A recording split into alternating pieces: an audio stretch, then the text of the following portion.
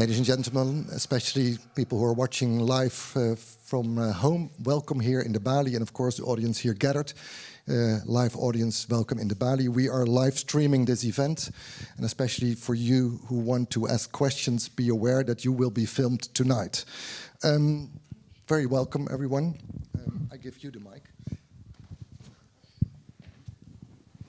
We will talk about when your life is in the balance. What will be the future like where you just don't know what to expect?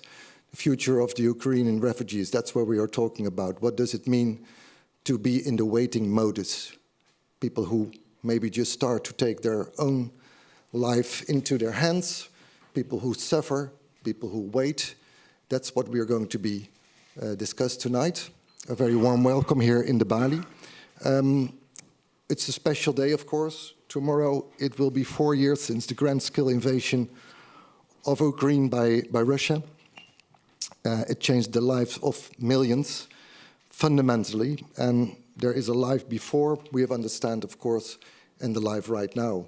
As said, it's in the balance, just in a sort of a waiting in-between modus. More than 100,000 of the Ukrainians who fled their country ended up in the Netherlands, and tonight we will talk about what their lives have looked like for the past 4 years, and most importantly, what their future will be. This program is developed by Veronica Baas. She will also hosting the questions later on tonight. My name is Leonard Boy. I will be the moderator of tonight, and we will be discussing a lot, but the central question, of course, will be how do you plan your life as an Ukrainian refugee when the outcome of the war is still unclear? And also what the position here in the Netherlands meant to you, because that position is still very much unclear too. We will also discuss the responsibility of the situation, Dutch government, local government, and because especially they define in a way their possibilities and their future. We will have 2 panels tonight. The first, we will be discussing what it's like to live in the Netherlands as an Ukrainian refugee, what are the practical difficulties, the challenges, the endurance, but also the hopes, the possibilities, especially, of course, when we talk about being a kid, a teenager, elderly, what does it mean? And secondly, we will delve in the second panel into the political side of the question. What's the role of the municipalities, the role of the central government, and how do you make long-term policy decisions in an uncertain geopolitical situation? But first, we will have a crash course by our main introductory guest, Maria Shaidrova. Wait, because I have to introduce you properly. You're a migration researcher who was just conducting her PhD research at the University of Tilburg. You were there already when the full-scale invasion happened. She is now also CEO of the Oporo Foundation, which provides evidence-based research that informs and shapes effective policy making, focusing particularly on the Ukrainians in the Netherlands. May I have a very warm applause. Maria Shaidrova.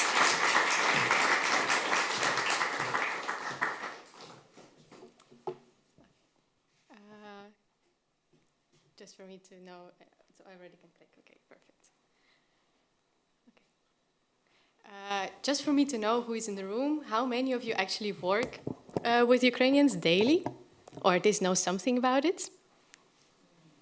Okay. Perfect. That's why I don't want to go in details into some things that I think might not be so relevant, but we will start from the beginning, very beginning. What happened in 2022? So 4 years ago, invasion started.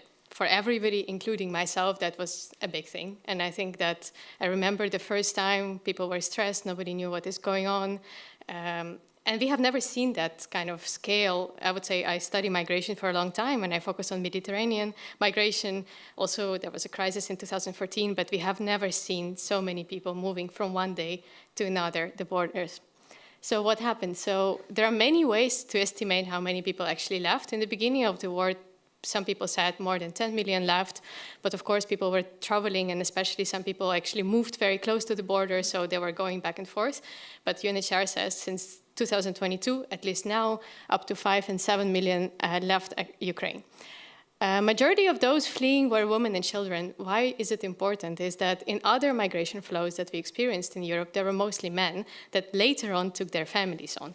So here we have completely different composition. We have a lot of women, a lot of children, and in humanitarian sector, we have such a thing as humanitarian exceptionism. So when there are women and children, you feel for some reason more sorry to it. So there was a lot of solidarity that was partly also led by the fact that we saw a lot of pictures of women and children going through the border, and that also caused a lot of compassion, I think, across Europe at that moment. Visa-free travel for Ukrainians already existed. So if you ever thought, okay, how can it be that we have borders, and suddenly these borders were open, wide open? It was not just because people were always very solidary. It was also because Ukrainians had the right to move through these borders with their biometric passports.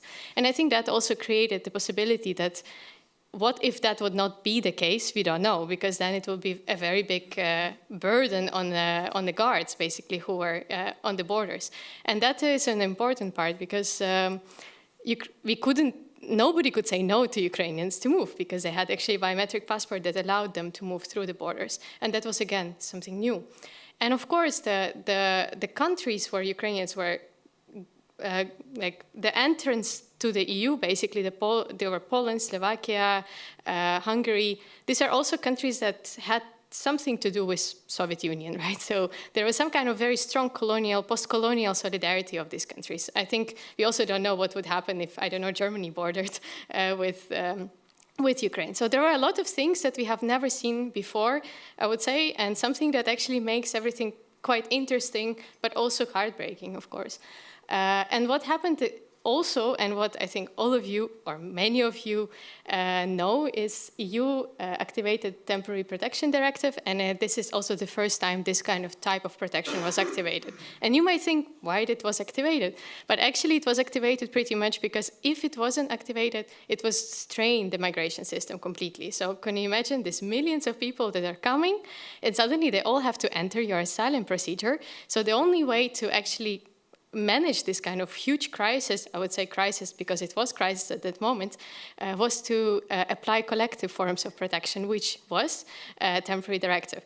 So a lot of people in the beginning of the war were talking about solidarity, about Ukrainians versus others, but there were some things that definitely made the situation new. So there were some conditions that shaped that situation. And these are pretty much the conditions. So it was a mass displacement. It was very close to other countries that had to do with Russia. It was women and children, and a lot of other things. So yeah, if you see the latest data, how Ukrainians are spread across Europe, this is how they are spread in 2025. It's statistics from the EU. The Netherlands has around 134,000, so it's a very new data. And of course, what we know is that in some places, people don't really have very well kept statistics, especially in Italy, for example. We were doing research in Italy, and nobody knows how many people are actually living in Italy, because they had a very bad system of registering everything. So in the end, they don't know who left, who stayed. And so if you ask them how many Italians are in Italy, they almost don't know, and there are not so many people in shelters. So you can also imagine that it also depends on whether people are sheltered somewhere or whether they're actually living by themselves. Okay, how many Ukrainians are in the Netherlands? So we have up to 135,000 registered in BRP, late November 2025. So it is a bit increasing, as many of you know, but not maybe drastically, but it is. Approximately 60% are working, yet on the bottom of labor market. So this is something we will also talk about. Nearly 21,000 to 30,000 Ukrainian children. So it was in 2023, but I think that's the same statistics state. So it's quite a lot of children. And Ukrainian displaced people are sheltered by municipalities or reside in private housing arrangements. Mostly they're sheltered by municipalities in the shelters. Some people who are residing in private, so some people started, of course, renting their own spaces, and some people who are elderly mostly, they still stay with their families. And I think that's completely also a different group. They're not productive members of economy. They're actually usually with families, for instance, like mine, who have been living for a long time in the Netherlands. Shelters, so approximately 75% of all the refugees, they live in shelters. What are shelters? Actually, it's interesting that Ukrainians were sheltered this time by municipalities, and we will talk about it later. So there was no real plan on how that can be happening. So as you know, Ukrainians were not managed by COA, so all the municipalities, they had to realize their own locations, do it very quickly, and they also used all kinds of means to do it, and especially in the first 6 months who did it and who worked on it, you know how difficult it was to find locations very quickly. But yeah, these were hotels, flex houses, converted offices, and anything else that the municipality could find and use for this group. Unfortunately, there were also no standards for this kind of shelters because it was the first time. So it was sort of, in a way, it did. Some municipalities could do a very amazing job. Some municipalities had less resources, less willingness, and they could do something else. So the quality and the difference between locations and municipalities is very high. That's also what other reports show. Basically, the last report of AFF showed that actually the difference between locations is there is a huge difference between locations. Very often, privacy is limited still. Although more and more municipalities move towards like flex housing, there were some kind of privacy arrangements. Not everybody, again, have a possibility to arrange such a space. And because people live in such small spaces where there is no privacy, as you know, the tensions arise, right? So there are also no rules on how these kind of locations can be effectively managed, meaning there are rules per municipality, not kind of standard of how that can be managed. A lot of people live in a state of uncertainty, which leads to a lot of addictions and a lot of ways how to manage that uncertainty.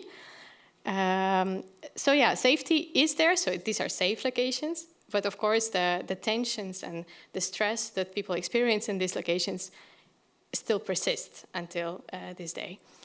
Where do Ukrainians work? So basically most of them work below qualification level, but this of course also needs a lot of nuances because a lot of Ukrainians in Ukraine also work under their qualification level, and sometimes qualifications don't match their work skills and work experience. So, but what we know for sure that Ukrainians do have a lower hourly wage compared to the Dutch workers, not everywhere, but they do. And of course, limited upward mobility. So basically what they experience is that they don't speak Dutch because from the beginning we chose the idea work first and then no integration, I would say first. And then, so people are expected to participate in society somehow, but it's not that they, of course, master the language, because if you work for a low-skilled labor and you have long shifts, it's also very difficult to find time to learn language. It's not only the structural, it's also a personal problem. Yet, so Ukrainians are working. 60% of working Ukrainians is quite a big number. And in 2025, CEO Economics, they published a new report where they said that basically in 2024, Ukrainians contributed up to 3.5 billion, so approximately 0.36% of national income. So it's not only that they came here and take spaces or we have to care for them, actually they provide a lot of labor force for us as well. So this creates kind of interesting structural paradox. So on one hand, at the system level, strong fiscal and economic contribution. So they do contribute to the society where they live in. They do pay taxes. But on the other hand, there is vulnerability and underemployment. So people work, they don't have permanent contracts because it's very difficult to invest in your worker if you don't know how much your worker stays, and so on and so on. So it creates a lot of strain, both on employers, but also on Ukrainians because they cannot plan. So policy evolution. In 2022, it was emergency, I call it emergency solidarity phase. I remember buses of Ukrainians coming in municipalities, hundreds of people hosting them, but of course hosting ended in half a year, kind of, and that was an act of compassion, not an act of stability. And I always think, what if people knew that people stay longer from the beginning? Like, how would we treat people who are not temporary, but actually staying? And I think it's always still sticks in me, like, how would that compassion and solidarity look like? But anyway, the compassion and solidarity was wonderful. Second, what we did in the Netherlands, we activated the crisis structure. So there were safety regions, veiligheidsregio's, and there was a lot of possibility for mayors to make decisions. And what we noticed, so we did in 2023 research with Opora, and we spoke with 30 municipalities, asking them how they made decisions in this first half a year. And what we found pretty much is that people and municipalities were more open just because there were a lot of bureaucratic barriers gone. So you could really make decisions very quickly. And if the mayor and his team was quick and interested in helping. That happened that they were quick and interested in helping, and if it was otherwise, nothing was really done. And for us as researchers, it was very difficult to theorize on it, because like, okay, then it's all about the personal factor. Yes, in the first half a year, it was a lot about the personal factor. 2023, stabilization, housing pressure, so municipalities had these very quick contracts, and then suddenly they had to change contracts, and they didn't know for how long it's going to last, so they needed to find more places. Stabilization, but non-long-term plan in 2024. So everybody talks in 2024 about we need a long-term plan, but it never comes. So everybody again is stressed. Okay, should I move and make my locations for 2 years, or should I do it for 1 year? And of course, the municipalities got at least at that moment possibility to at least have a 2 years plan, so they could do and realize locations for 2 years, but it was still very stressful on the ground, right? So how do you organize it? As stressful for people, because how do I plan my life? Can I stay? Can I go? And the situation in Ukraine, to be honest, is not getting better either. And then 2025, policy redesign, transitional planning. This is something we are going to talk a lot about today, I think. And this is when finally this program and this long-term plan was actually, I will skip it because of the time, I already said it. I call it long-term uncertainty announced. So at this moment, uncertainty still becomes uncertainty, but now long-term. And I think it on the one side is amazing that people have a news that they can still stay for another 3 years, right? So what happened is and also what is important, that in the Netherlands, temporary directive was implemented in a way that every single Ukrainian had asylum application open, but frozen. So what that pretty much meant is that in basically when the temporary directive ends, the frozen application becomes active. So can you imagine, with all our asylum crises in the Netherlands, suddenly you have 130,000 people that have to go to COA, and as many people ND has to process. So it's not that long-term was actually something that should be granted and we are thinking about people. It's actually really like needed step. Otherwise we will collapse again. Then what the government came up with, 3-year temporary regular residence permit, they call it transitional document.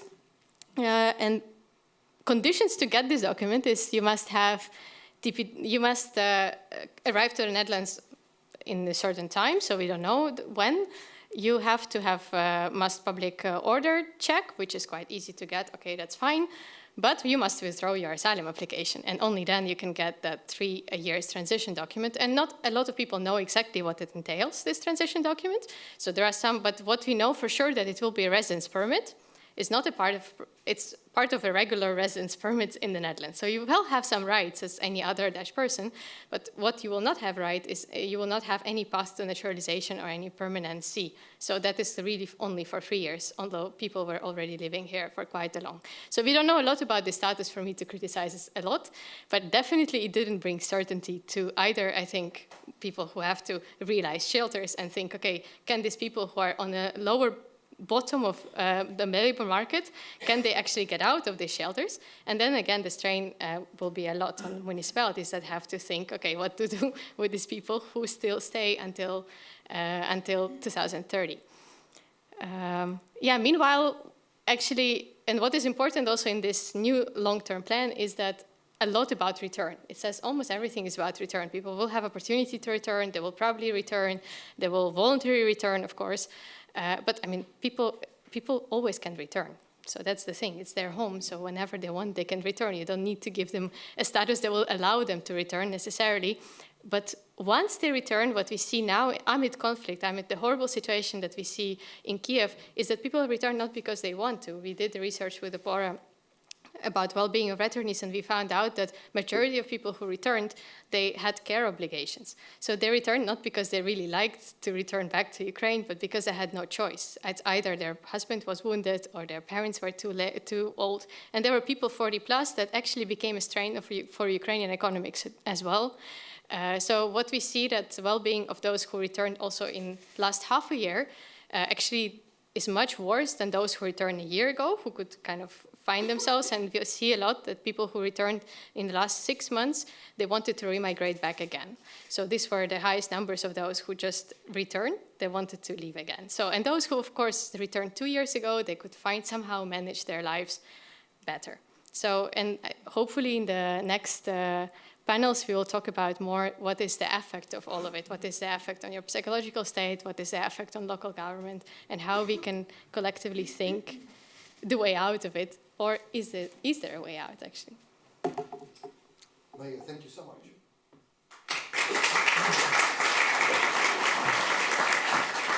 You will be joining later the second panel. You will be, of course, listen carefully to our first panel talk, so I hope you can reflect upon that as well. Okay, let us introduce our three panelists for the first round. First one is Julia Bondar. She is an Ukrainian psychologist, an expat in the Netherlands since before the Grand Scale War. She has been supporting Ukraine through activism and fundraising. And she is also working as in a professional capacity as psychologist with the Empathia program, which is offering free mental health support for Ukrainians in the Netherlands. Give her a very warm welcome. Julia. Also, Alexandra Balyasna, she is a patient advocate and social impact professional from Kiev. She fled her home the day the war started, has been in the Netherlands for almost 4 years, trying to shape her life and that of her daughter. She is currently living in The Hague. Welcome. Please join the panel. And in the middle chair, we have Jip van Michem. She is a municipal advisor on Ukrainian refugees of the municipality of Heemstede. And there she is, among other things, working on circles of change, bringing Ukrainians and Dutch citizens together. Jip, welcome.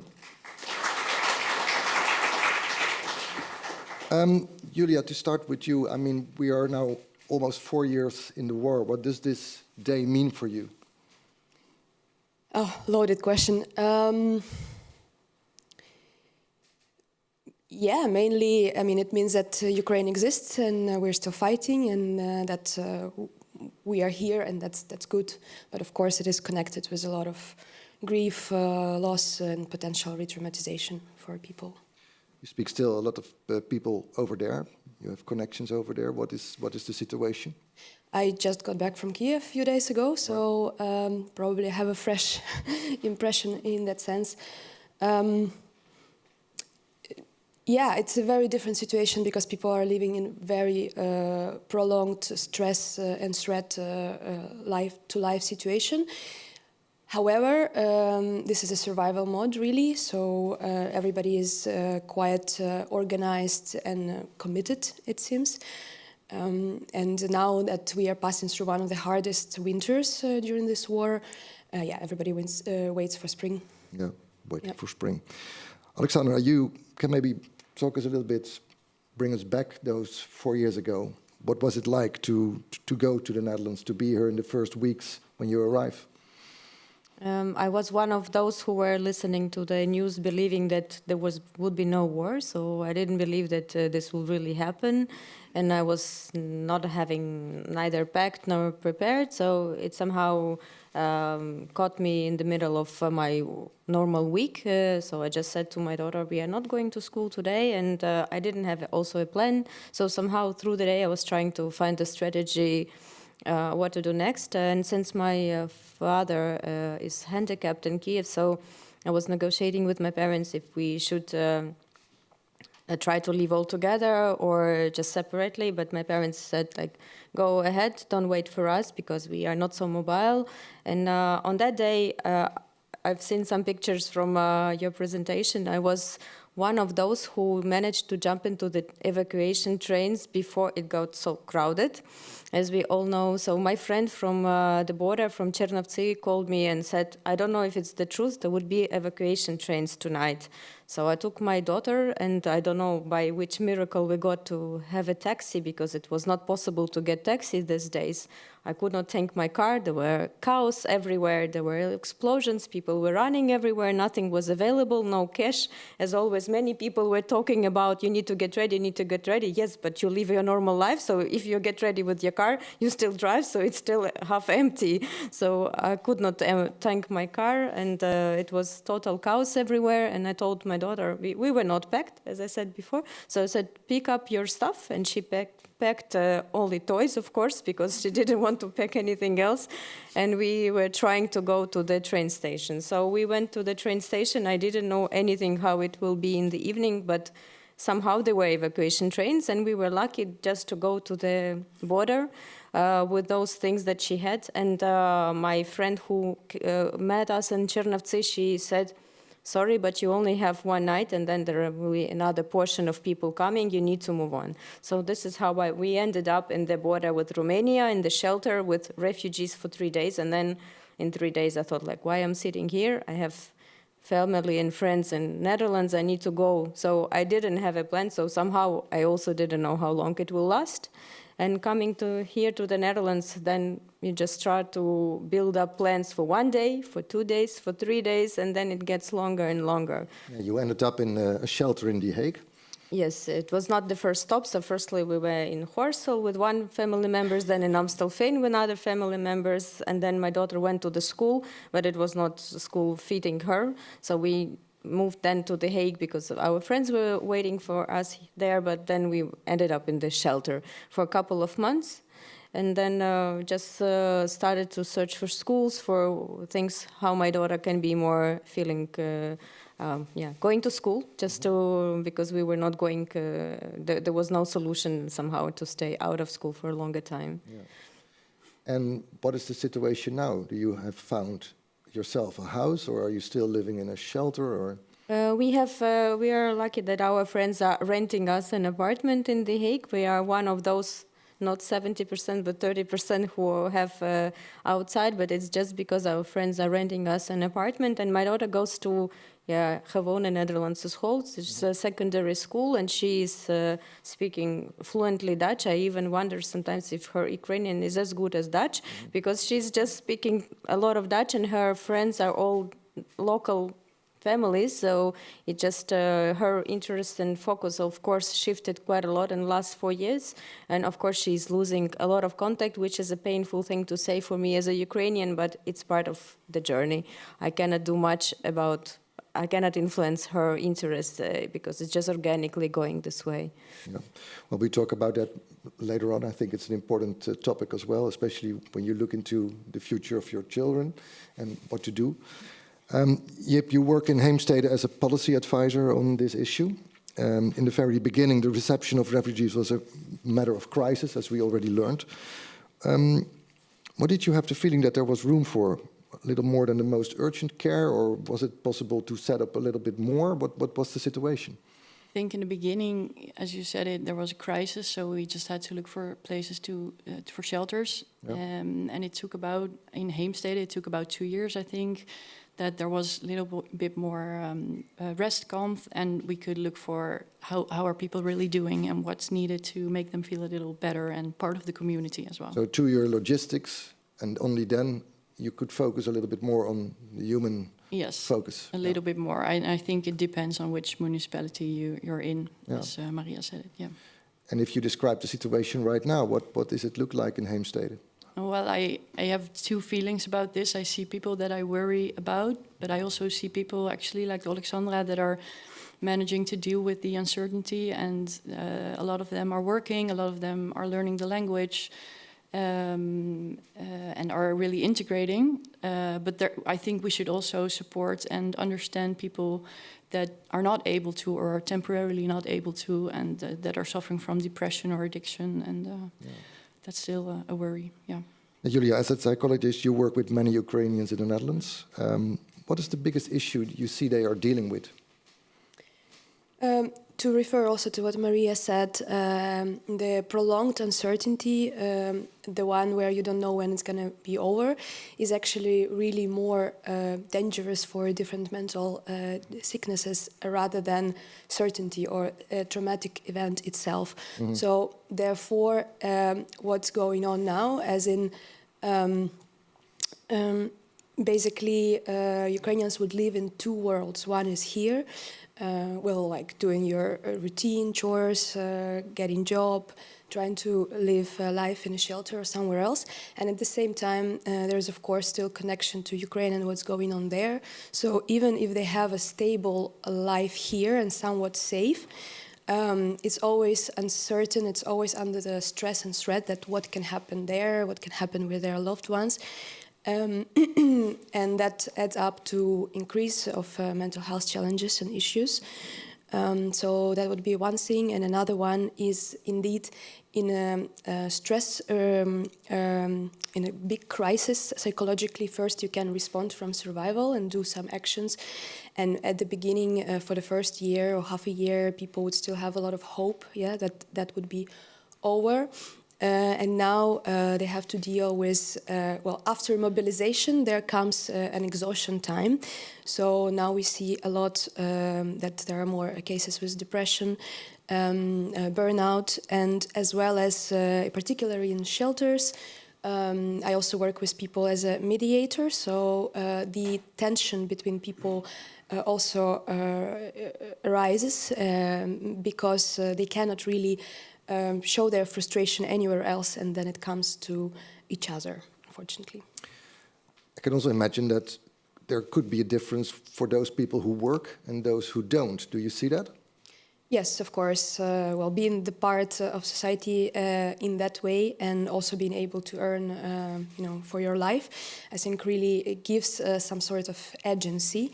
And people who are not capable, they have more frustration, and then indeed less integration, less possibility to have social connections and somehow actually connect to the culture as well. Right. So definitely. Yeah, do you consider that, let's say, a responsibility of the local community, especially the municipality, to give people a certain possibility of work or day routine and to organize that? Yes. Yeah, please. Yes, definitely. I think this is something we should take very seriously, and we see that when people start working, especially if they work in a place that's really suitable for their capacities, it brings a very positive. It has a very positive impact, and I think you can play a big role as a municipality in this. Yes. Yeah. You have work. You are part of society, so to speak. Mm-hmm. Does that make you feel a little bit more positive, more perspective-like? I did have an experience of working in a Dutch institution for 1 year. I did finished my contract in December, so I'm in a search now. Okay. It gives just a lot of uncertainty on the top, but I just started to search in January, so I would not say I'm too long in this process.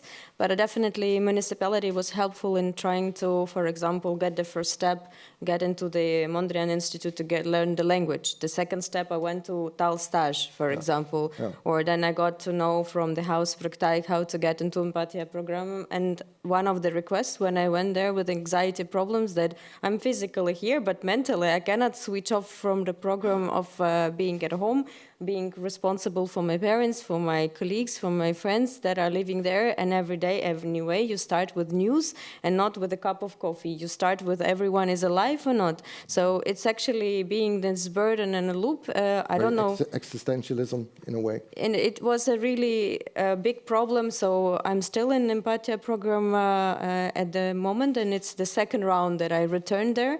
And I'm really grateful that it is. So it does help me.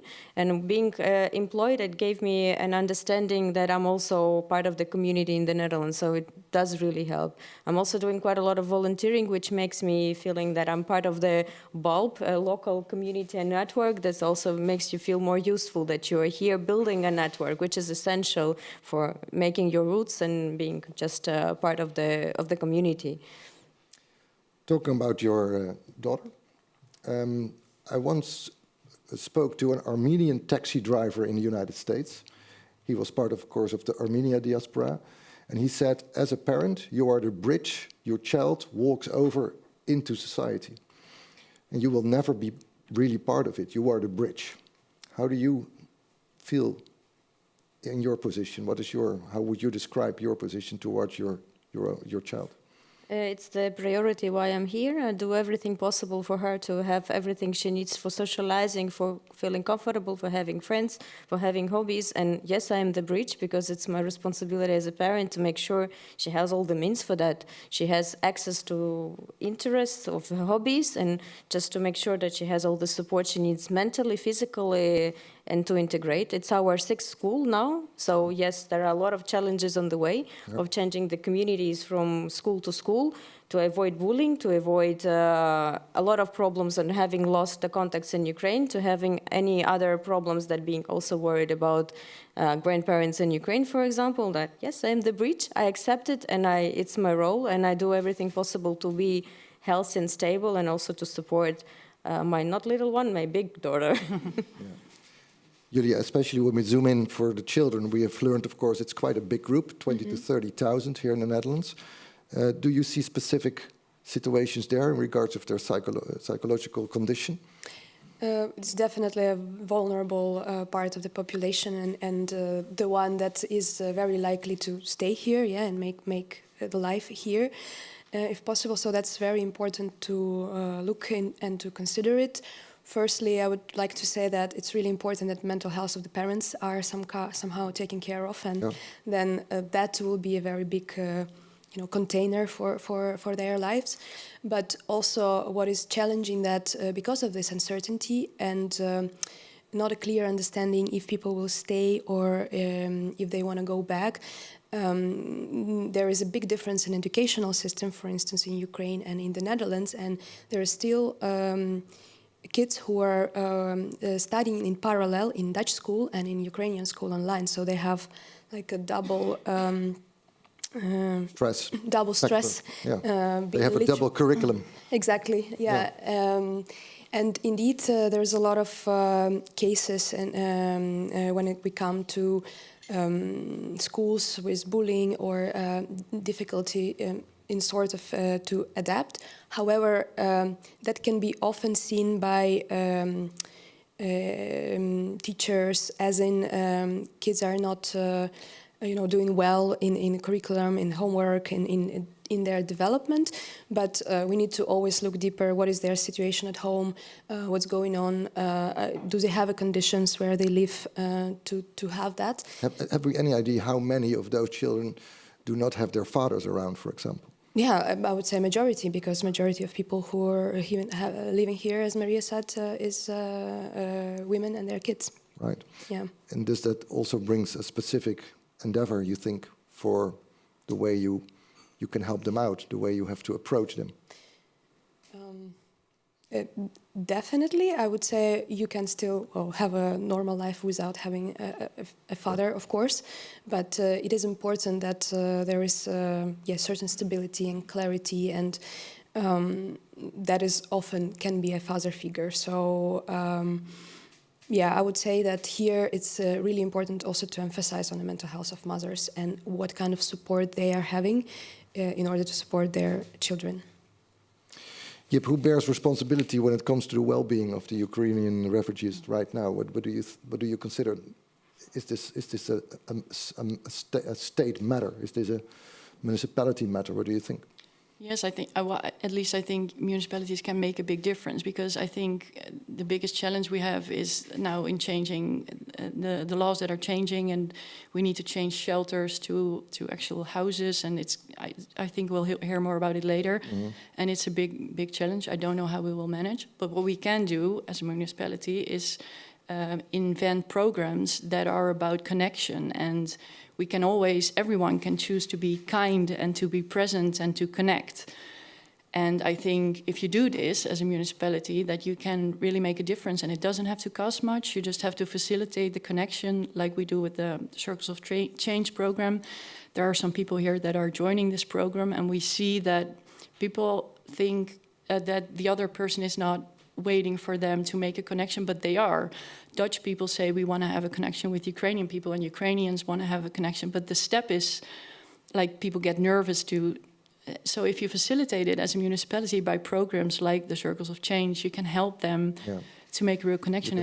Strengthen the social network. Yes, definitely. Yeah. And then people can easily find jobs because people will help them that are living here for a long time. So it helps, yeah.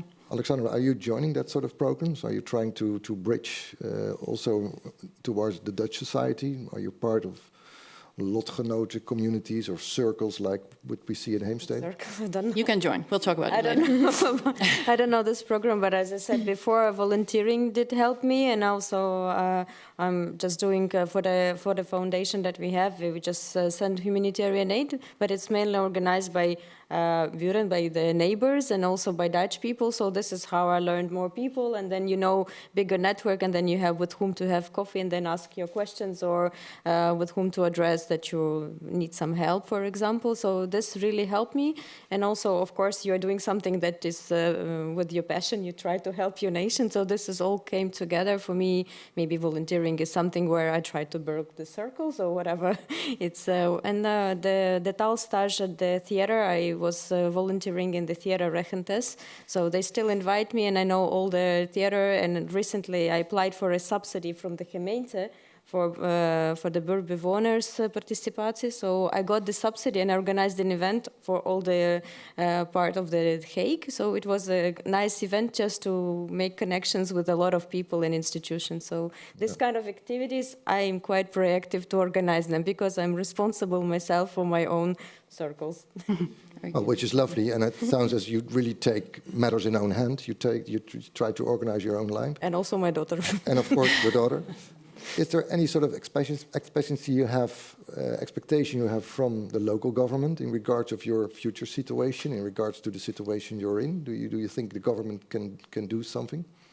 Yeah, it will be really great to have some clarity in a little bit in advance, but I understand that bigger steps and bigger decisions takes time, so I just try to do what is possible, and in general, in all I do, I try to be responsible for steps that are in my hands and not to wait something from which is coming, and I hope it's coming. Well, knowing what is expecting us for a legal perspective would be really helpful for mental health, for planning, for legal steps, but I guess we just still need to have a little bit more patience as it takes more time to organize. Then you also have, of course, a little different situation. You already were here when the war started. Does that also make a difference for people from Ukraine in regards to the new developments and the laws we're talking about? Well, I would say psychologically it's still a difficult thing. So I know that people sometimes meet me and say, "Oh, okay, you were here before the war. That's fine." I'm like, "Well, no, it doesn't work like that. It's still a big impact." But on my personal level, I am quite integrated in the Dutch society, so I really wanted to contribute by working within a Opora and Empathia program, and then also helping to bridge basically the societies or the communities. And what we do in Empathia, that we work with municipalities and social workers and so on, where we talk a little bit more about cultural differences or how culturally we can understand each other better. And on the other side, we also work with Ukrainians, trying to explain them how systems work here, so they are a bit more supported. And that is also important. Yes, there are a lot of people who are eager, as Alexandra, of course, but we also have, at least by statistics, 20-25% of people might have PTSD, trauma, and come with maybe less capacity to do so, and they will still be a part of society. So supporting them, I think, the part of the deal. However, it's a double, it's a two-way street. So I think we should do it together. Yep, you could also cynically say that because the Ukrainian community is so, how you say, self-organized, has found a lot of work, is able to adjust themselves. It's maybe one of the reasons the government is not taking too much responsibility, because there are other issues to take care for. Mm-hmm. You mean in other groups that are less? Other groups, other issues politically. Yes, you could say so, but it would be too easy, I think, to say that then we have no responsibility, because we don't know until when Ukrainians can stay here, but they're here now, so they're part of our society now, and we cannot just ignore them or think they will manage themselves. They're still living in shelters in very small rooms. They share rooms with families most of the time. They share facilities in a lot of places. It's not an easy life. I think it's very hard, and I have a lot of respect for people that still go to work every day or to school. I'm very worried about children following Dutch and Ukrainian school at the same time, because we have a lot of programs for them, but no one's joining because they don't have time, because they're busy doing school every minute of the day. Yeah. Alexandra, what can you tell your daughter over the upcoming months? What is your story towards her? For the upcoming months? Yeah, for her future. What are you going to tell her? But actually, we were following 2 schools, but we quit because it was mentally a big burden for her. She was not managing. I just tried to go with the flow and see how she's doing, just seeing if she's managing, and if she's not managing, we just slowing down. And I try to just reflect on her needs with physically, mentally, and so on, and just try to be in good contact with her so that I can react when she needs support, or, well, slow down as well. For example, we quit all the hobbies, everything, because it was too much for her just to quit to go to the secondary school, for example. Yeah. I just don't have much expectations. The biggest expectation for her be healthy, mental and physically. That's all, and then everything comes right afterwards. We need to survive and just be healthy nation and then it comes. Yeah. I hope so, at least. And do you consider, if you are sometimes realistic to yourself, do you consider her future in the Netherlands or back home? We do talk about this sometimes, and sometimes she's very saying like, I would like to go home, and but when it's safe, and it's very good comment of her, and I keep her doors open, whatever she wants. I would like her to be happy, and if it's at home, that's at home. If it's in the Netherlands, home, then it's in the Netherlands. So I don't know how to name home now. Yeah. Thank you very much. Thank you. Give them a big hand.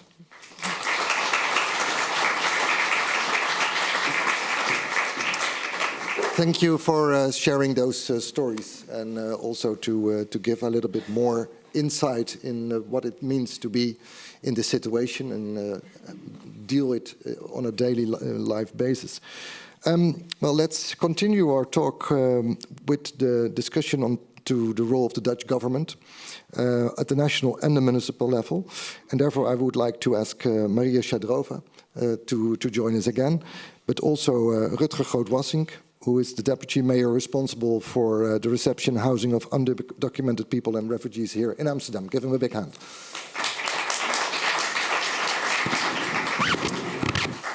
Mr. Groot-Wassink, how did you listen to the conversation we just had? Well, I think there are a lot of things that I recognize, and I completely agree that there is no long-term strategy. And we're still facing problems with people fleeing from the Ukraine every day. I think that the percentage of shelters being full is 99.9%, and there are still people coming every day. So we lack shelters. We lack a perspective on even temporary housing. We lack a perspective on government regulations for the even the basic stuff. We lack a financial framework. As local government, we're on the brink of it might be a juridical conflict with the national government, because the national government is making all kinds of promises and doesn't deliver. I was at Dam Square yesterday, where there was this manifestation, and there was the last day of the defense minister, Ruben Brekelmans, who is the faction leader of the Liberal Party. And I said to him, I invited him to our shelter, and I said to him, I hope you will make your words count as faction leader as you did as Minister of Defense, because there's a lot of things to be done. Yeah, next month we're having municipal elections here throughout the country, also in Amsterdam. It will always be the end of your term as wethouder, or as we say, deputy mayor. How big is the impact in your career over the last years on this issue? How much has it defined your work? It has defined my work in various ways. I mean, when I started 8 years ago, first we didn't expect COVID, but we didn't expect this development, this atrocious full-scale invasion, and we didn't expect this group of people coming. But I think that this isn't a political issue in the Dutch municipality. I think that all parties agree that we should provide shelter, and we should see what can be done for Ukrainians in Amsterdam. And I'm very proud that we were able to provide shelter to a large group. I think that we have in the municipal shelter, somebody will correct me if I'm wrong, 3,600 or something like that. We are starting with language courses. We're starting with psychological courses because that needs to be done. But still, there's a lot of work to do. But I never imagined 5-6 years ago that this would be such an impact on my daily work. I was finding shelters for asylum seekers. And that's in a sense, in a way, this is also a perfect shitstorm. We have all kinds of political instability. We have a housing crisis. We have asylum crisis. And this atrocious war in Ukraine. So it doesn't make things any easier. When I listen to you, I consider that it is still a crisis in a way, what you describe. We are not into the organizational or planning phase yet. And how does it come that we not hear this more loudly in the municipal campaigns, for example? Why don't the government of Amsterdam squat some offices which are empty on Zuidas, for example? No, okay. I think that in Amsterdam we had a crisis shelter, and we already already 2 years ago we want to make the transformation to semi-permanent shelter and even semi-permanent housing. So I think that finding places has become under pressure due to the problems with the financial framework with the national government from the last months. So shelter isn't the biggest issue in Amsterdam. And I don't know how many angry letters I've already written to the cabinet and the national government. Well, you even said we cannot allow any more refugees coming in Amsterdam because we simply don't have the financial resources anymore. That's a big thing. No, but this is a national problem, and of course, if somebody is vulnerable, we will take them in. But what we see is that that we have a national government that's okay. There's a new government today, so I cannot say anything about the new government. Let's hope it's better. But the last government that we saw, I mean, the minister that I had to work with said, "Oh yeah, but they're still skiing in Ukraine, so people can go back." You don't know what you're talking about. We've seen all those crazy political positions, and this is something that that we try to enforce on the national government together with all other municipalities, and this is something you were not able to get it done. In the end, we are a city that has quite some resources ourselves, so we can make arrangements for ourselves.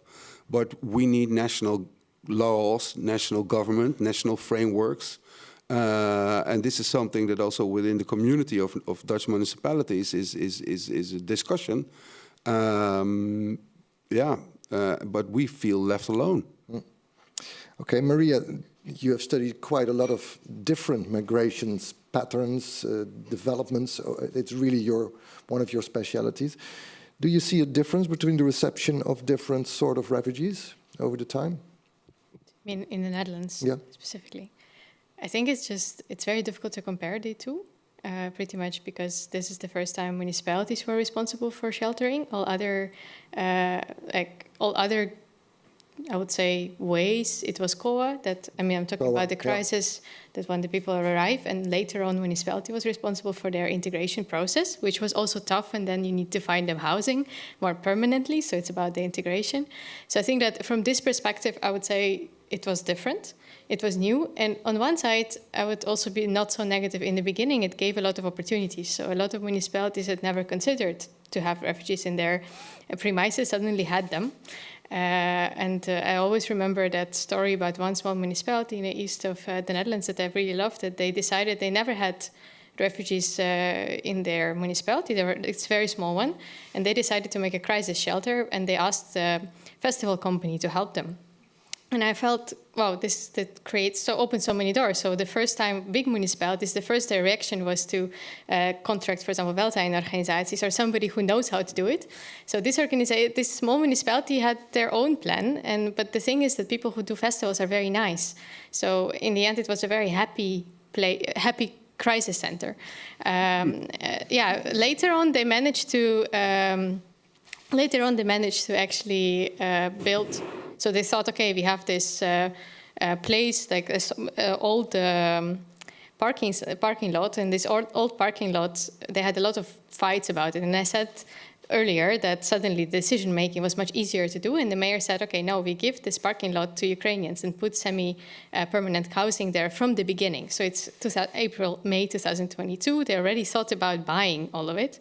And then they thought, okay, these people are apparently living here longer, so we will kind of play with the budget. And before even the Minister of Social Affairs gave some extra money for language courses, they already found spare money, because it's a small municipality, and found a very good language course. And they said, we will not use any security personnel, because we want them to be a part of our society. So they went all over all neighbors. There were 40 Ukrainians that lived there.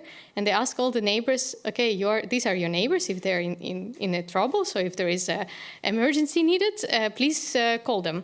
And then the neighbors felt first uncomfortable with their parking lot. We are there, and then we need to take care of these people. But actually that helped to feel responsibility from the citizens themselves. So just a good example. And later on, everybody agreed that they can host more refugees, because it's not as difficult as they thought. So this kind of emergency decision-making process created and kind of opened the doors. Yet this kind of thing couldn't be sustainable very often if there is not a plan behind it. And that's also, I think, where the situation is very different with the regular stream of refugees and Ukrainians. For Ukrainians, there were a lot of things available. So there was a crisis, I would say, management that was in some ways successful, in some ways less successful. So, but at the same time, with the refugees, of course, the stream of refugees from asylum procedure, it's already, I also think it's already deeply rooted in the Netherlands. It has so much history, it's much more difficult to change. With the Ukrainian situation, we had some leverage to change or to influence a bit in the beginning, at least. With that one, with asylum procedure, I would say it's quite difficult to change, and especially because it became a center of all our political discourses in the last years. So, of course, it was very difficult to influence the situation or to change something within that system. That's at least what I see. Okay, thank you very much. Maybe to add 2 points, because I think that there has been a difference in the way that people thought about receiving Ukrainians, and I think that also color of skin has something to do with it. Because I've seen that there is difference in municipalities who are willing to provide shelter to, let's say, Ukrainians or asylum seekers.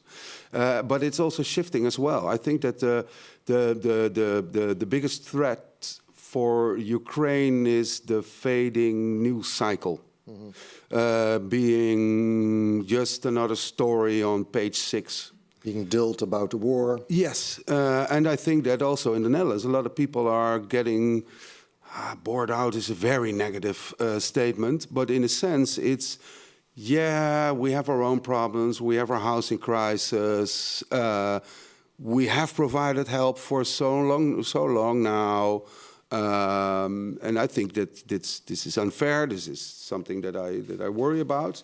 But that's what I see. That in a way where there has been a lot of enthusiasm to provide support to Ukrainians. What I hear from my colleagues is that it's fading away. And what do you do to keep the fire burning? I think that in Amsterdam there's still strong solidarity. But that's also because Amsterdam is a very international city, and I think that in Amsterdam, I never have any problem with opening a new shelter. We opened a new shelter a week ago, and mainly people come there to just say, how can we help? Can we do language courses or stuff like that? Well, talking about that, you showed 2 weeks ago during a council meeting that there are 3 projects concerning the support of the well-being of Ukrainians. Mm-hmm. 2 projects that have started are preventative and offer creative emotional support, but the only project that offered professional help in collaboration with the GGZ did not start. What happened? We have a lot of, there's a lot of pressure on the GGZ due to budget cuts for the last 10 years. But also if you look at the pressure on the GGZ, we have, let me think, I think 1,100 meldingen of people with Verward gedrag. disturbing behavior a month. So there's huge pressure on the psychological support for anybody in our society. But this is something that I worry about. But there are all kinds of other things. I've spoken to the Minister of Social Affairs, and I think that the new minister will visit us in a couple of weeks. And I will be making this statement because you also, what the research showed is that a lot of people are working under qualifications, and I think that this is something in a country which is aging. And if you look at the labor market, every sector in Amsterdam is like deep red. And I think that we should have programs to make sure that people can work on their personal skills and personal level, and especially in an international city as Amsterdam. Indeed, talking about that, Maria told us about the paradox in a way. On one hand, the vulnerability and underemployment, and on the other side, the strong fiscal and economical contribution. You could say that means that we politically own them something, especially since they also pay tax. I don't know. That's too complicated to say that we own them something. This is not. Well, in the old Roman times, when you pay tax, you are. I may personally feel that we own them something. That's something for me personally, but I don't gain political support from some parties in the Dutch parliament by saying that we own them something. Well, but I just talk political in a broader sense. Yeah, but that since people pay tax, I think that they are considered citizens, and citizens have rights. Yeah, sure, but I would be very happy if we are able to keep people working and not putting them in the bijstand, which is one of the proposals that's on the table at the national government. No, okay, but now you turn it around. I have talked about people who already work and pay tax.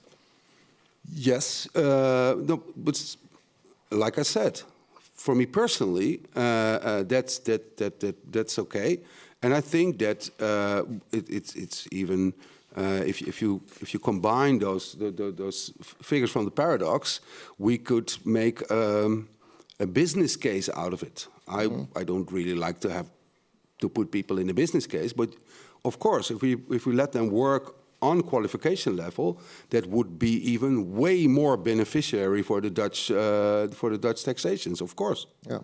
Yeah.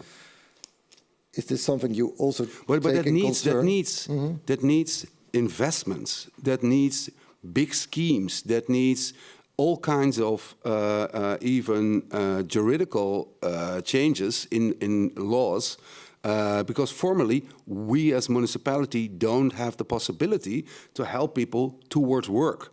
We only help people who are in social security by the gemeente. We as Amsterdam started this work panel quite early. I think it was in the first year, because we thought that yes, we should help people to gain work. But this is not something that, again, this is something that Amsterdam can do, but this is not something that all municipalities have the budget for. And Maria, you study this quite a lot. Do you also consider that this, in the end, is a national matter?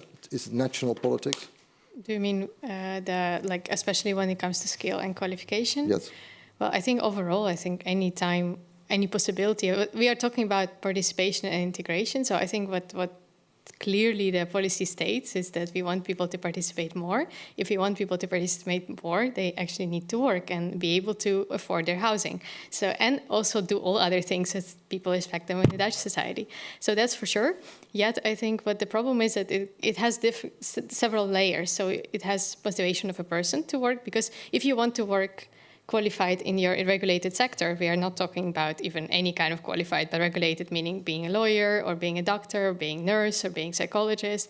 It requires a lot of self-motivation to study Dutch on a level that you can actually work. So language still is one of the most important things. Key factors, yeah. Yeah, key factors. And of course, if you work in a law sector job, you don't have a language possibility to study. So that's kind of becomes like, we call it a vicious circle. So when you want to be able to integrate, you have a language barrier that you want to tackle, and then you don't have time, and you have a child, and you have a lot of chores, and you actually choose for yourself not to go for this qualified job. And another part is if you don't have a possibility to put roots or make roots, why would you invest in like being doctor here and do wegregistratie and all these other procedures? So I think it's all kind of becomes a vicious circle in a way. And every time at least in my research, I always look at the agency of the person. So agency of the person to have all kinds of paths they want. If they want to have a low-skilled job and they think it's fine, up to them. It's if they need to have a pathway to get better. In my case, of course, I believe, like personally, and also that's the whole idea is that if you have so much force and they want to, why wouldn't we use that? And then you need to create, for some sectors, I do think you need to create governmental programs.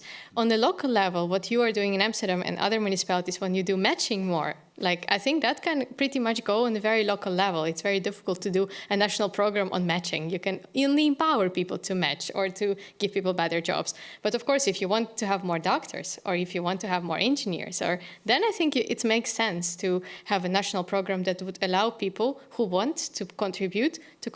But then these people also need to have a perspective. So if you're a doctor, you want to stay here. And unfortunately, in the Netherlands, we don't have so many migration schemes that will allow us to have different types of visas. So actually everything goes to the fact that even if you have a job, and like in Opora we have quite a lot of professionals, but of course I cannot give them any type of visa. If they are under temporary directive, it will be visa under temporary directive. So as an employer, I would be happy to give them any other type of visa that makes them more free. Like for example, as a student, you get orientation year, you can find a job, and then there are some like the requirement for your salary is a bit lower, so then you can actually find a job. Here, there is no way out. So basically, if suddenly 2030 and there is nothing else kind of prepared, people who have jobs and everything, they will suddenly lose them. And as an employer also, again, I need to give permanent contracts at this moment. So I can look at it as a researcher and as an employer, both.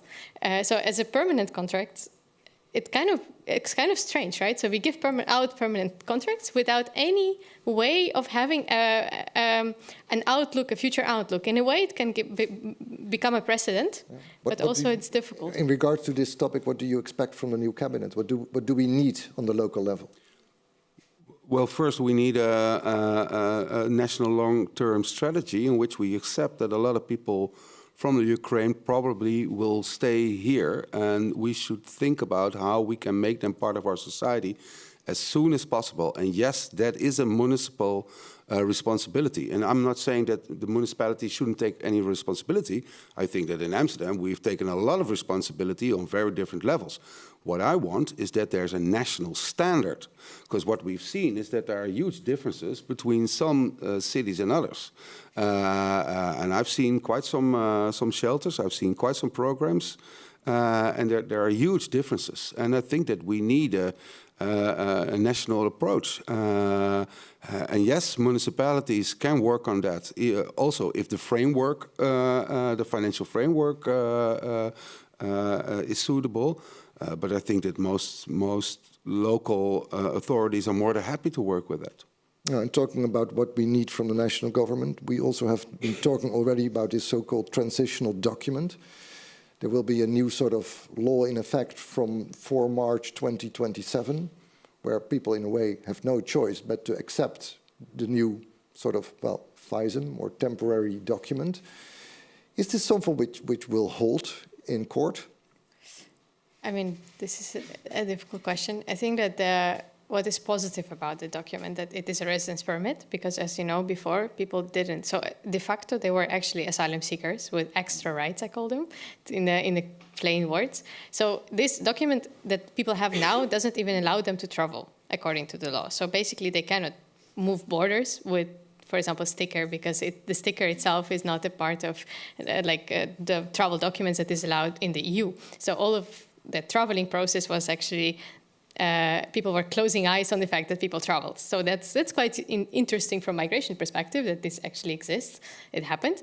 But with transitional document, it will be a real document. So that is a positive thing. The way how people can get it is that there will be a possibility. They will have to waiver their rights. asylum application and get the document. This creates a lot of questions. Well, as you say, you already said, they will have no choice then. But actually, they have to have a choice. Another part, what will they choose? Who will influence their choice? How that will be organized? We don't know. If they would, for any reason, decide to stay in asylum, we will still have a problem. Because that we don't know what will happen, right? So it's quite a difficult situation. In a way, it's good because people have a status. But what happens with those, for example, who worked in the Netherlands and paid taxes, as you say, and, for example, lived there more than in 2030 would be around 8 years or so, kind of 7, 8 years. So it's quite a long working contribution, employment contribution to the society. So then the question is what happens after if they don't have any possibility to, I don't know, build a permanent residence or naturalization or anything else. And believe me, not everybody would want that necessarily, but that just the fact that there is no choice about it, I think that creates a lot of questions of like, so I think that issue could go in court, because then you can basically argue that the person lived more than 5 years and contributed to society and was registered, had BSN and had all other possibilities. So the person was participating. And I think that I can imagine. But of course, we also don't know what will happen until 2030, right? We don't know what this cabinet will do. What I know only that it's from our side, or from research also side, as an anthropologist, I would say it's always important to keep the person's agency. And whenever something kind of starts putting things in barriers, then the person has to have a desire and a possibility to stay and build life and to go back home, or to have a possibility to, for example, transfer, have a good job that will allow them to rent their own house. And if they participate with their own house and everything, that there should be a way for them to continue. And what is important, what we didn't talk about is... Well, we talk about later. But children. I'm curious, because we also have the United Municipalities in the Netherlands, the VNG. You come together quite often to talk about this sort of topics. I mean, I think it won't be surprised that you have discussed about this temporary document solution as well. And what is the position of VNG about this? I have to choose my words very carefully. No. You're leaving office. You can be very open. No, I think that the VNG should be way tougher on this issue, because I think that VNG thinks that they have bigger fish to fry, and this issue of how we work on the Ukrainians and even financial framework and so on isn't the main focus of the VNG at this moment, and that is not top of mind. No, and that disappoints me. And I agree. I'm no specialist. I'm not quite sure, but I think that, like I said, we already accepted that a lot of people will stay here. So there has to be a perspective on naturalization. But on the other hand, what you see is that cabinets before this cabinet have made naturalization way tougher for all the other groups. So this is something which is, and I'm no specialist, I think that a perspective on Dutch citizenship should be part of this permit. Rutger, I know you like political history as well. Why haven't we learned anything from the way the KNIL soldiers came in from Indonesia, the Suriname people came in 1975? We have been here before. Yeah, but history is never a lesson. History never repeats itself. History is a warning at its best. But we haven't learned any lesson, especially in Amsterdam, for example. If you talk about... we haven't learned. Like when? Okay, well. I mean, yes, if you look at, what is it, when was the invasion in the Crimea? 2014? Mm-hmm. We should have known, and we didn't do anything.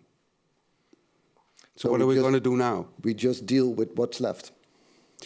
Yes, I think that in general, we are not, we are, especially politics isn't able, and societies as well, to deduct lessons from history. And maybe there are no lessons, but in general, I feel, but that's because I'm a historian, that the lack of historical education in the Netherlands is the root of having this parliament and having this political system. Yeah. Vision is something which stands in the way of daily politics. Yeah. Quote Margaret. Yes. Who is a historian? Yeah. That's true for so far. Okay, what do you hope from this new cabinet, Maria? Is there any sort of hope you want to express? I try to be realistic with all things because I'm still a researcher and I try to find a way to say, okay, how do we also work with what we have?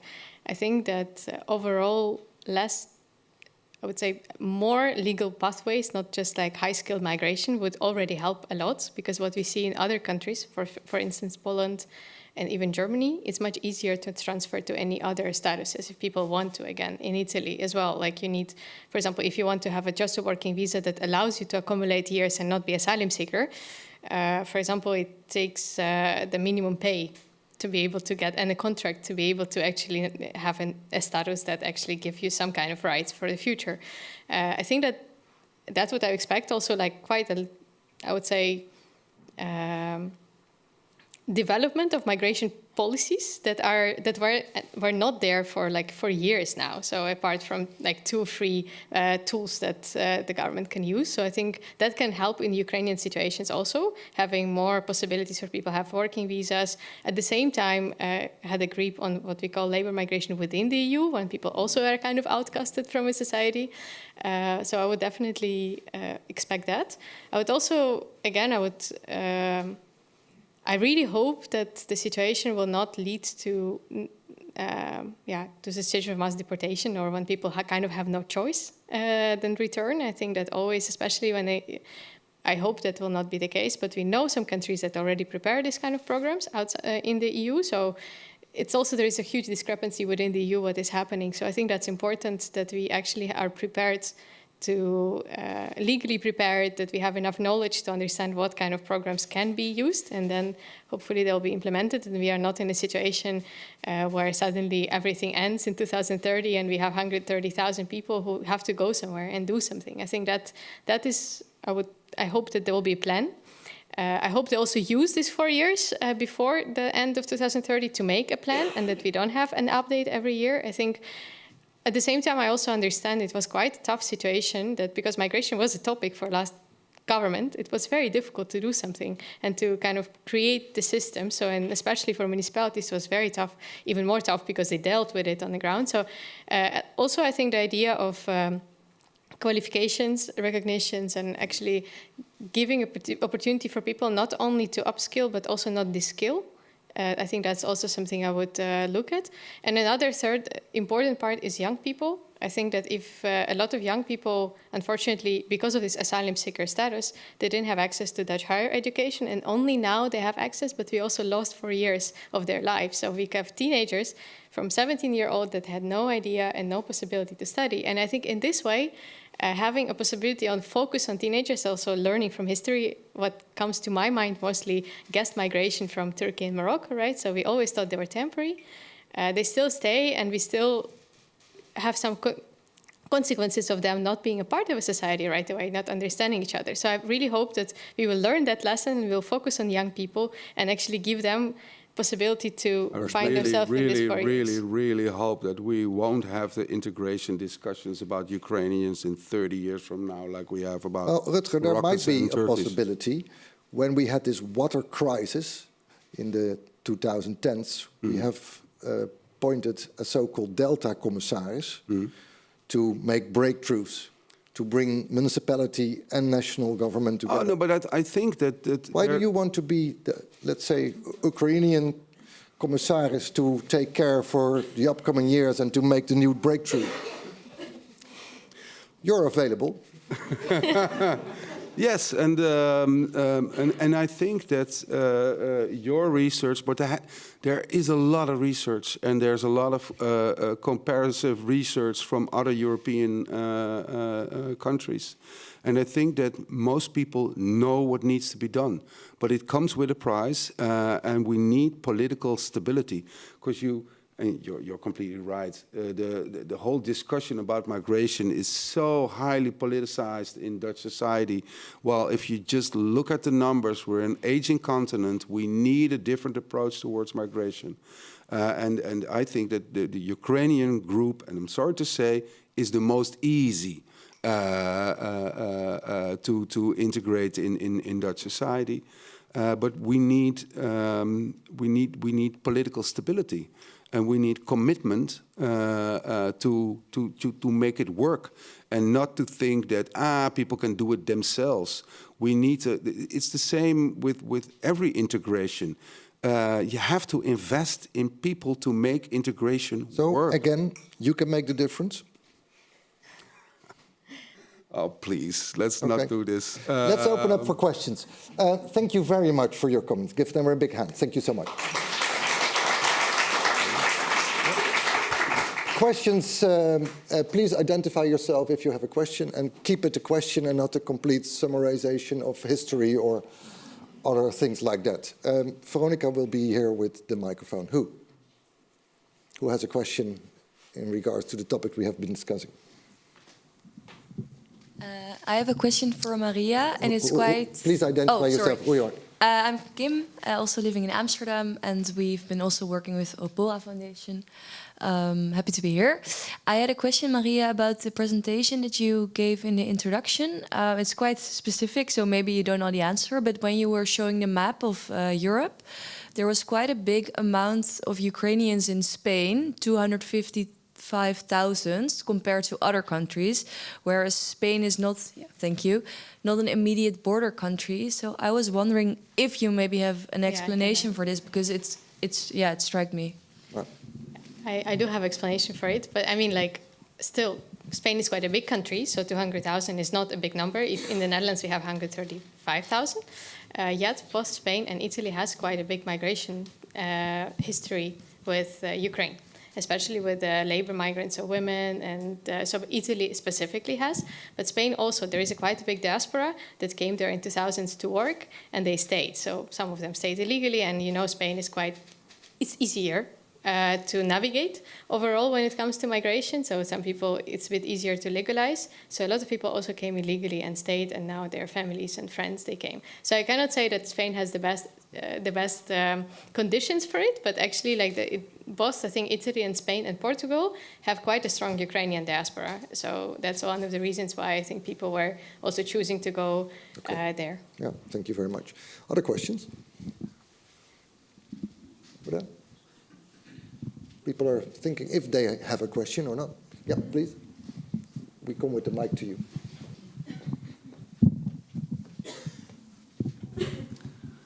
Thank you very much. I work at the Dutch Council for Refugees. I think I have a difficult question, and that's about family unification, because that's one of the things that people need, to be with their family, to have a life. And in this period of time, there's no right to family unification. Okay, Maria? It's a tough question. I think that there is a right to family reunification if people cannot serve anymore. So, and we see that, probably also see it in shelters. There are more and more people who have been wounded, and they can reunite.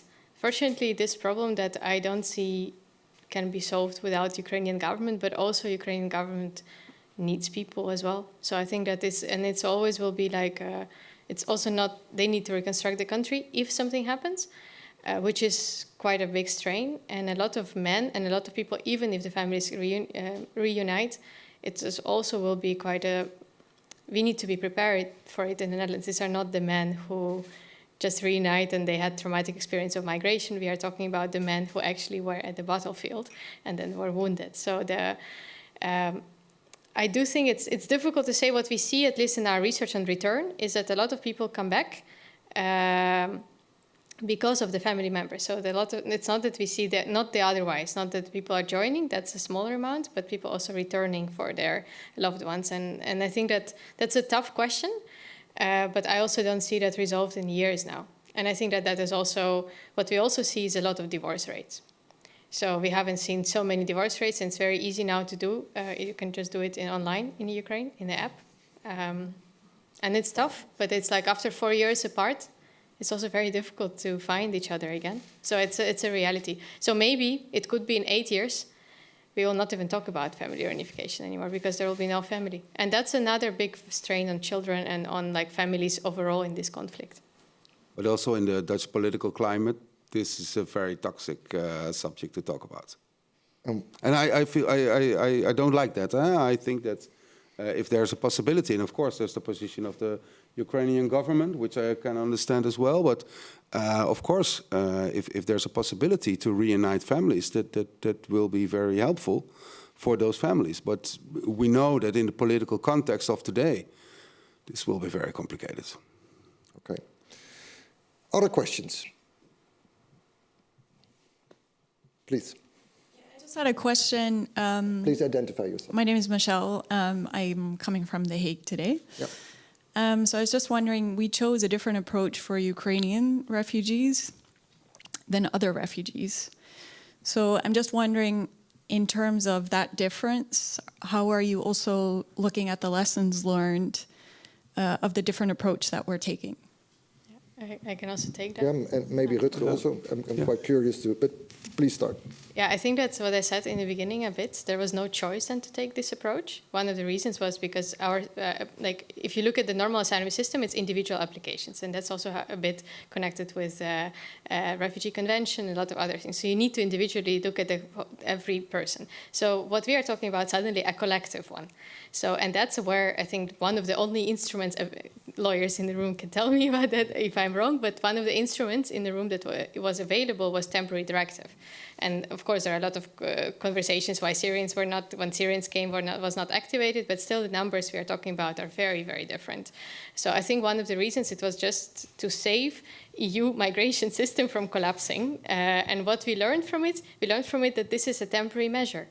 And we even don't know whether it was successful, because for that we need the time to pass and to understand whether this kind of system was better. And what we see now, because there was no plan for so many years, I'm not sure. So it's definitely a good plan for emergency temporary measure. We don't know but this temporary measure always has to have an exit strategy, which we didn't have. Well, we, for example, when we started when the people from Ukraine came, we started a work desk quite early to help people towards work and to help them with all the social and juridical obligations. And we kind of copied it because now for asylum seekers, if they're like in half a year in the Netherlands, they can work as well. So we copied our system that we used for the Ukrainian people now for asylum seekers. So there are influences that we learn from practical projects. We started with psychological projects for asylum seekers earlier than for Ukrainians, but this is something that mingles. So we learn from both. Okay. But there's of course a huge difference within the approach. Yes. Okay. Thank you. One or two other questions. And otherwise, yeah, please.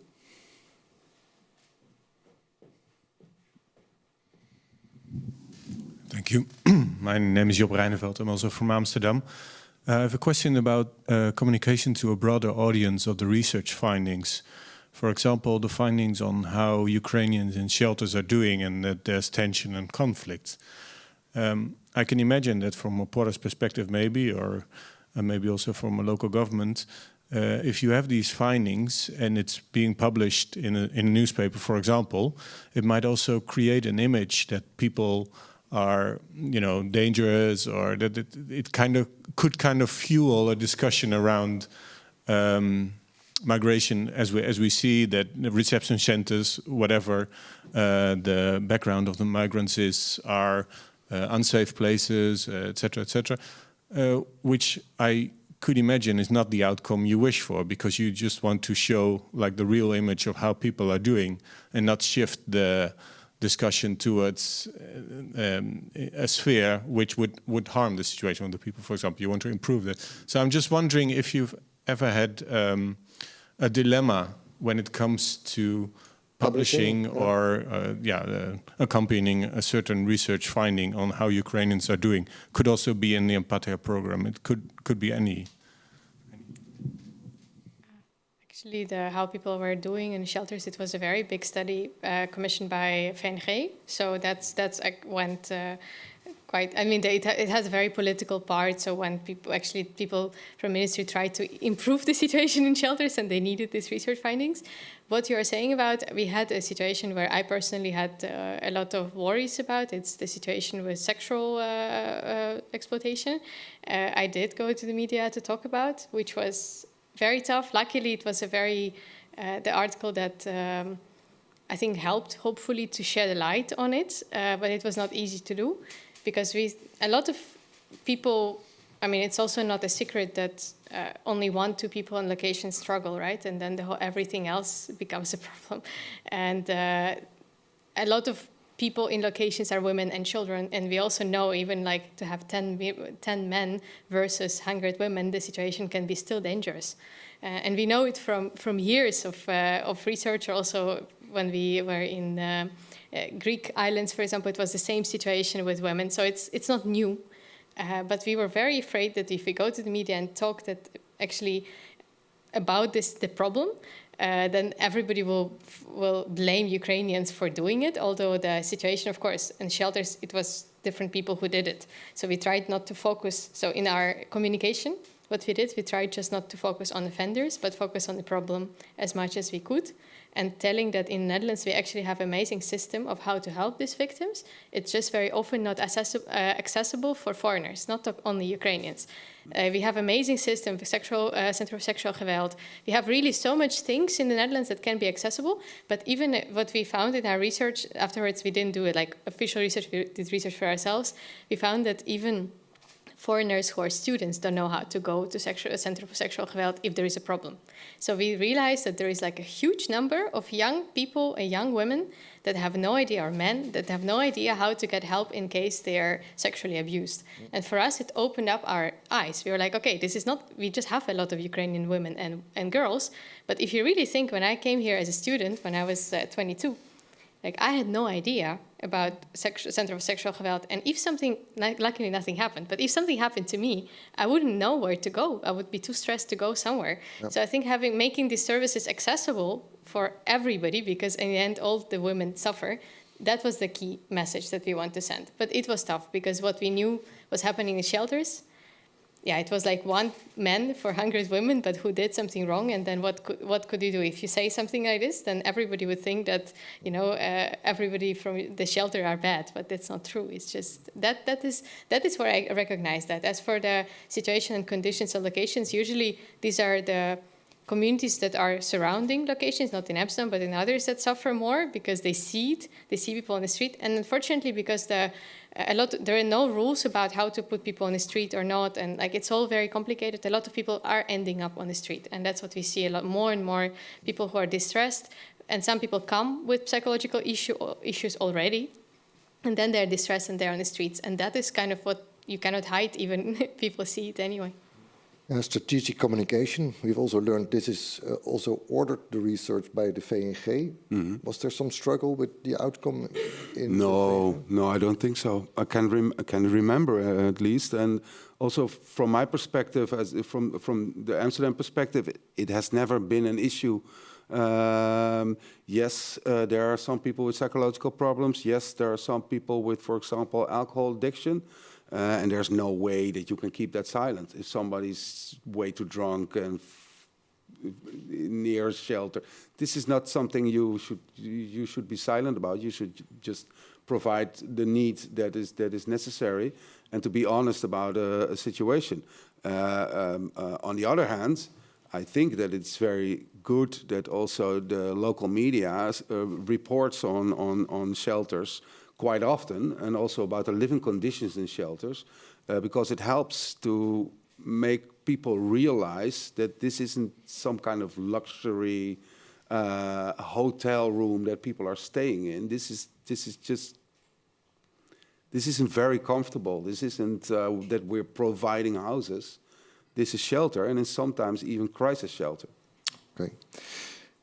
Crisis continues, the struggle continues, but we have tried to shed a little bit of light on the situation, to learn a little bit about also the energy which comes out, people themselves and the power they and empowering themselves.